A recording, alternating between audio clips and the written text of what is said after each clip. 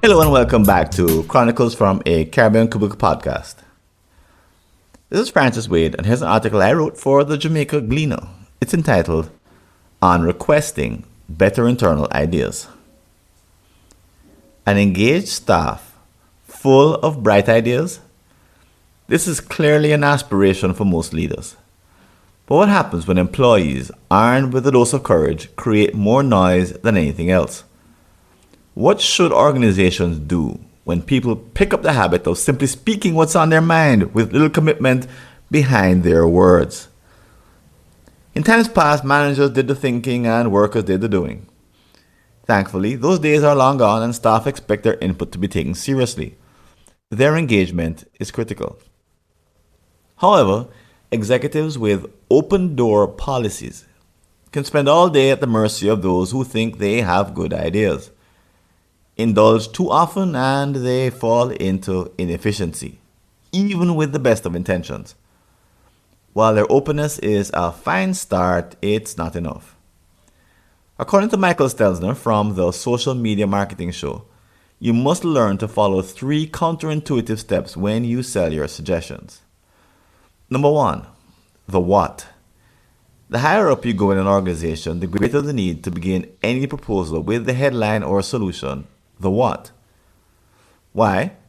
Leaders are time and attention constrained. Their people are required to get to the point. Journalists have a name for it, burying the lead. It refers to a British-inspired tradition of using polite banter before getting to the bottom line.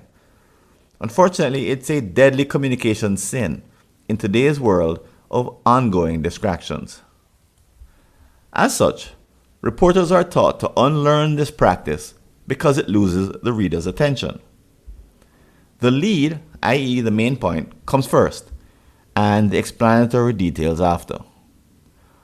However, in everyday life, this takes courage.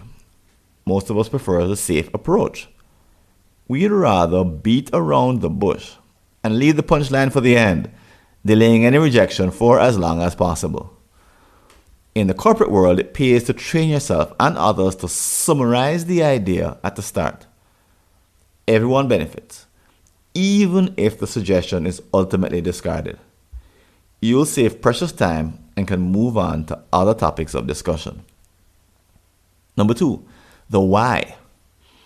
If your audience seems receptive to the what, shift gears to explain the reason your idea is important.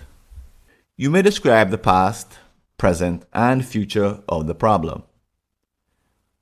Why has it not been cleared up? Why is this the ideal moment to make a public commitment to deal with the issue? What is the cost to the organization if the obstacle is allowed to continue? What if the challenge is never addressed at all?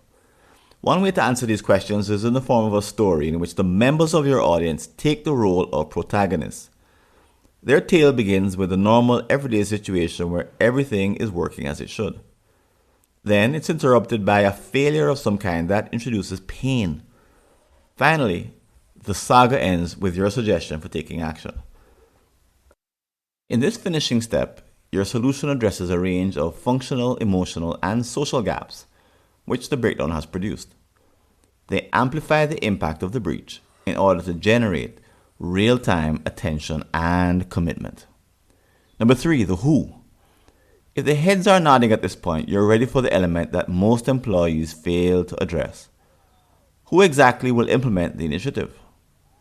The answer to this question separates the talkers from the implementers. The fact is, most leaders don't want to entertain solutions which lack this critical piece. Why? No project succeeds when there is no one willing to be accountable. Therefore, think through the staffing of your proposed solution before offering it openly. Even if you do not have a definitive answer, show that you have given it enough thought to make an informed suggestion.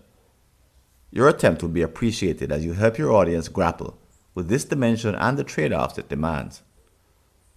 Finally, resist the temptation to get caught up in the question of how should this be implemented. Usually this moment is neither the time nor the place to delve into that level of detail. Why? The subject matter experts are probably not in attendance, accountable individuals have not been assigned, and a decision to proceed hangs in the balance. Instead, trust the project team to figure out the how after careful study once they have consulted appropriate stakeholders. In other words, don't allow uninformed but well-meaning leaders to indulge in commitment-free speculative conversations. While they are comfortable and even enjoyable, they are out of place and waste everyone's time. In summary, follow the what, why, and who script and delay the how discussion. If you discipline yourselves as an organization to stick to this formula, you'll see better ideas bubbling up to the right places from your staff. Thanks for listening. Do you have an unsolved problem in your Caribbean company related to strategy, productivity, engagement, or business process improvement? Just visit a searchable listing of all my prior articles and you may be able to help yourself to a fresh line of thinking. Go to blog.fwconsulting.com or see the show notes.